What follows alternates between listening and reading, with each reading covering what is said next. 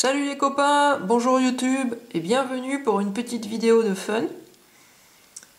Aujourd'hui, envie de se détendre, pas trop dans le plastique, donc je vous propose une petite vidéo sympathique, détente, et de découvrir quelques petits éléments de modélisme ferroviaire sympathiques. Donc ici on a une 020 du Copper Police & Fiddleton en HON30, qui est une fantastique petite machine qui roule parfaitement bien, un ralenti impeccable, une couleur un petit peu flashy mais qui va facilement pouvoir se rectifier avec de la patine, un embiellage avec un châssis extérieur et des contrepoids au niveau des bielles absolument fantastique, d'une finesse irréprochable. Elle est placée sur un petit réseau en voie Kato Unitrack. Donc ici on a la partie un petit peu sinueuse du réseau. C'est volontairement réalisé avec des courbes tirées sur les genoux. Donc les courbes que vous voyez là sont avec un rayon de 12 cm. Ça c'est pour mettre en évidence les qualités de la machine qui sont tout à fait exceptionnelles. Ça veut dire que malgré des rayons de 12 cm, vous allez constater qu'elle fonctionne parfaitement. Donc ça ouvre des possibilités vraiment sympas. Là on est sur un réseau qui fait environ 30 cm de large sur 80 cm de long. Un petit réseau sympa pour s'amuser. Autre détail sympathique, vous pouvez voir ici un pupitre de commande de fabrication japonaise. Donc c'est la marque Tomitech. Il fabrique un petit pupitre d'automotrice analogique qui permet de commander les trains, mais dans un esprit vraiment ludique, où on a ici une cabine de pilotage d'un train réel. Donc c'est une automotrice électrique japonaise, donc ce qui implique que le tachymètre est en km/h. Et qu'on a une jauge de pression ici qui va se mettre en mouvement lorsqu'on va mettre le régulateur de freinage dans son logement, elle fonctionne à l'envers. Ça veut dire que lorsqu'on a 0 bar, on n'a pas de freinage, et lorsqu'on a 4 bars, on est au freinage maximum. Donc cette charmante petite station s'alimente avec un petit transformateur 12 volts fourni. Détail sympathique, il fonctionne en 240 volts, ce qui est rare pour les pupitres de commande japonais. Donc je vous propose de le mettre en service. Ici, on met sous tension l'unité. Sur le côté, vous allez trouver les réglages. Donc il y a la prise d'alimentation 12 volts, la prise du transformateur. Donc là, cette prise-là va aux voies. Ici, un interrupteur on-off. Là, on va régler la tension et l'ajuster sur la tension de démarrage de la locomotive. Donc là, c'est fait.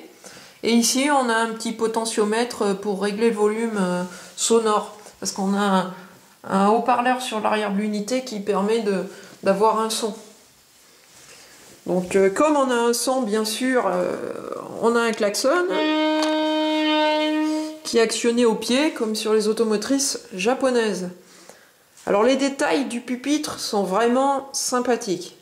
Ils ont vraiment poussé très loin le fun, vu que le régulateur de freinage se place comme une vraie locomotive, avec son engagement carré, sa fente pour le glisser. Au niveau des réglages, pour le freinage, donc là on est à 0 bar, on est prêt à démarrer.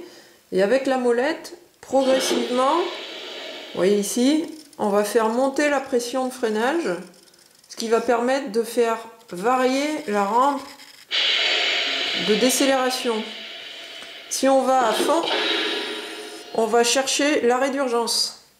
Sur la position intermédiaire, on vidange les cylindres et on peut retirer ou replacer le manipulateur.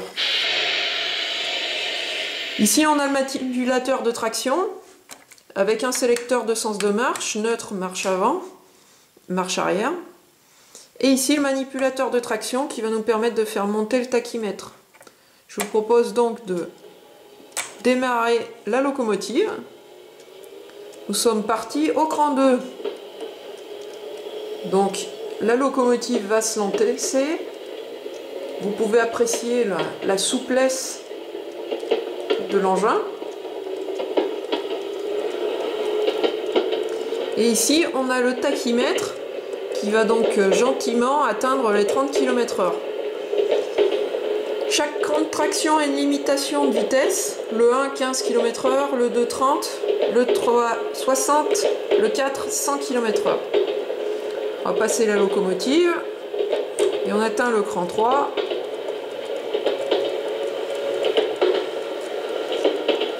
Joli petit son du tac-tac des rails. Donc si vous voulez un son vapeur, il est possible d'ajouter un décodeur stationnaire sous le réseau.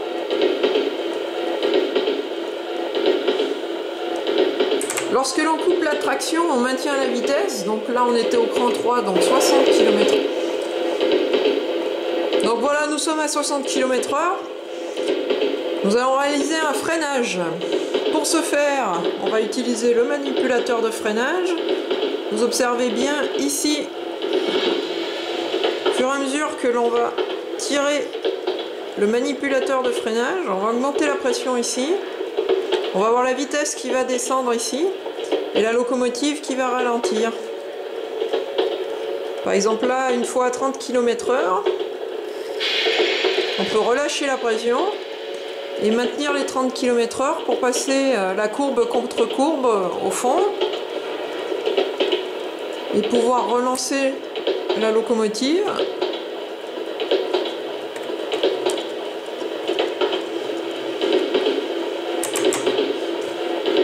Nous sommes de nouveau à 60 km/h. On va essayer de faire un petit arrêt en gare. On va se dire que la gare est ici. Donc on va commencer à appliquer du freinage. On est dans la côte. La vitesse ralentit.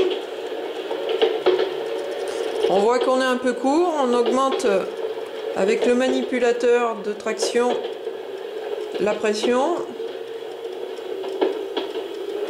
Nous sommes à 10 km/h. On rentre élégamment, on relâche les freins. Puis on réapplique 2 barres pour l'arrêt final. 4 barres.